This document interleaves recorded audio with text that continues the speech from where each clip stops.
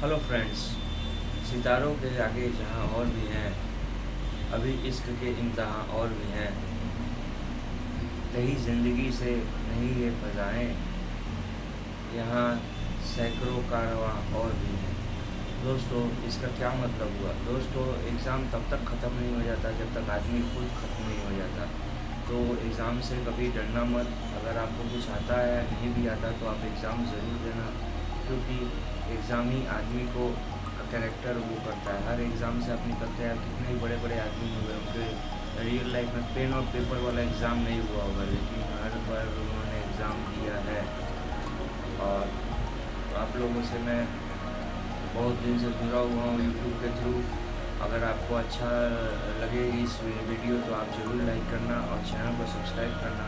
मैं एक नया यूट्यूबर हूँ जो आप लोगों के लिए ऐसा टॉपिक लाता हूँ जिससे आप लोग जो यंग जनरेशन है वो को हेल्प मिले और वो डिसाइड कर पाए, एक गाइड के तौर पे मुझे ले। और अपना आप लोग शेयर ज़रूर, अपना जो आपका थॉट है ज़रूर शेयर करना कमेंट में। तो चलिए शुरू करते हैं। आज का जो टॉपिक है री लेवल के एग्ज़ाम के ऊपर। री लेवल एग्ज़ाम अन अकेडमी करके जो कोचिंग है वो उन्होंने चालू किया है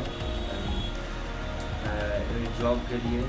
और वो लोग जॉब प्राइवेट सेक्टर कंपनियां में जॉब दिलवाने के लिए उन्होंने एग्ज़ाम को ये किया है। जैसे कि बहुत सारे कंपनी हो गई, जैसे आप ले लो अमेज़ॉन, फ्लिपकार्ट, ये सब जैसे प्राइवेट सेक्टर जितने भी हैं वैसे ही। लेकिन हो सकता है कि आपको अमेज़ॉन फ्लिपकार्ट में ना मिले, कोई और कंपनी में मिले। लेकिन प्राइवेट सेक्टर का डेफिनेशन मैंने बता दिया, जो कंपनियां फुल्ली प्राइवेट है, लिमिटेड कंपनियां हैं। तो दोस्तों, ये एग्ज़ाम लेता है ये अनअकैडमी, ये तो क्लियर हो गया। अब मैं आपसे बताना चाहता हूँ कि ये एग्ज़ाम कब से हो रहा है। 2021 से एग्ज़ाम हो रहा है और मैं खुद इस एग्ज़ाम को मैंने बहुत बार दिया हुआ है। मैं आपको विश्वास नहीं होगा, अगस्त 2021 से मैं इस एग्ज़ाम के पीछे पड़ा हुआ हूँ। और मेरा हाईएस्ट स्कोर फेज़ 1 में 148, 145, 143 यही सब चलता रहा, लेकिन मेरे को क्लियर नहीं करने दिया। लेकिन मैं क्यों बोल रहा हूँ क्लियर करने नहीं दिया? क्योंकि मैं गवर्नमेंट जॉब का प्रिपरेशन भी करता हूँ और बहुत सारे गवर्नमेंट जॉब के मैंने टियर 1 क्रैक किए हुए हैं। तो ये टियर 1 से ज़्यादा टफ एग्ज़ाम नहीं है, लेकिन फिर भी आप क्लियर नहीं कर पाओगे। क्यों? और जब आप उनसे आंसर शीट मांगोगे तो आपको आंसर शीट देखने नहीं मिलेगा। और एग्ज़ाम के 1 घंटे भीतर आपको रिज़ल्ट मिल जाएगा। और अगर आप उसमें फिर उसके बाद 2-3 फेज़ और है। तो दोस्तों, एग्ज़ाम दे या नहीं दे, अगर आप लोगों को डाउट है तो ये डाउट भी क्लियर हो जाएगा। पूरी वीडियो को बढ़िया से देखना और समझना क्या मैं बोलना चाह रहा हूँ, क्या मेरा मोटिव है आप लोगों को बताने का। तो दोस्तों, मैंने ये जो 1 साल मैंने बर्बाद किया री लेवल के लिए, आप बहुत सारे यूट्यूबर को देखते होंगे कि उन्होंने क्रैक किया है। तो मैं ये जानना चाहता हूँ, मुझे ये समझ में नहीं आता, जब उन्होंने क्रैक कर ही लिया है और जॉब सिक्योर कर लिया है तो वो जॉब छोड़ के री लेवल का ट्यूटर क्यों बन गए हैं यूट्यूब पर। और जब उनका प्राइमरी मोटिव जॉब था तो जॉब क्लियर करके अब यूट्यूबर बन क्यों गए हैं? और यूट्यूब पर कैसे क्रैक करें, क्या प्लान रहना चाहिए, क्या करना चाहिए, एक दूसरों को क्यों बता रहे हैं? और अपना जॉब कर रहे हैं, अच्छा बता भी रहे हैं, वेरी गुड है, माने अच्छी बात है। लेकिन फिर भी वो अपना जॉब क्यों नहीं बता रहे कि जॉब कर रहे हैं या नहीं कर रहे हैं? इससे लोगों को क्लियर नहीं रहता है। और जैसे ही उनका फ़ोटो चाहे कुछ री लेवल के साइट पे आ जाता है तो तुरंत उनको पब्लिसिटी मिल जाती है और वो लोग उसी का प्रचार में लग जाते हैं, एग्ज़ाम क्रैक करके आगे नहीं बढ़ते। दोस्तों, मैं यहाँ पर हूँ कि मैंने बहुत सारा ट्राई किया और मेरा हुआ नहीं।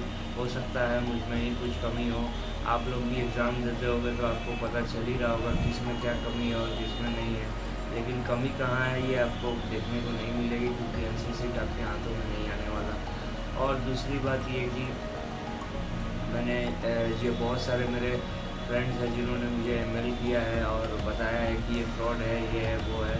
तो फ्रॉड है कि क्या है तो मुझे अभी पता नहीं, लेकिन मैं अपने एक्सपीरियंस आपके सामने डालना चाहता हूँ। पहले री लेवल का एग्ज़ाम हफ्ते में मैं 2 बार देता था, क्योंकि डेली बेसिस पे एग्ज़ाम देना उस टाइम में पॉसिबल नहीं था।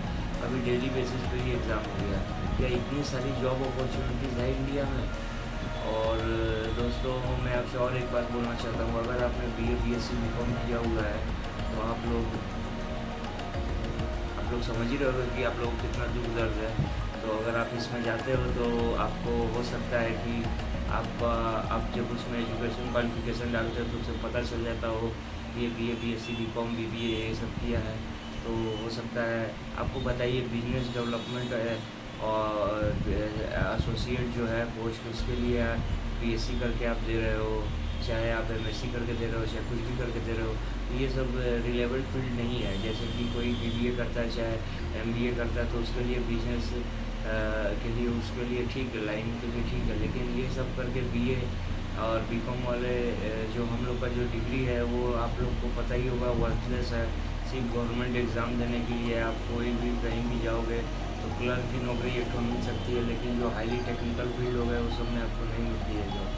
तो मेरे को लगता है जैसे कि डी लेवल वाला में आप अगर सॉफ्टवेयर डेवलपर हो और सॉफ्टवेयर के ये सब चीज़ कर जानते हो तो आपको इसमें मिलना थोड़ा सा पॉसिबिलिटी है, क्योंकि आईटी सेक्टर में बूम है और बहुत सारे आप देख रहे होंगे कि बहुत सारे स्कूल भी पे आफ्टर प्लेसमेंट निकल चुके हैं, जैसे मसाई और मसाई एक स्कूल ऑफ हो गया है और आपका न्यूटन स्कूल हो गया है, बहुत सारे स्कूल्स हो गए हैं।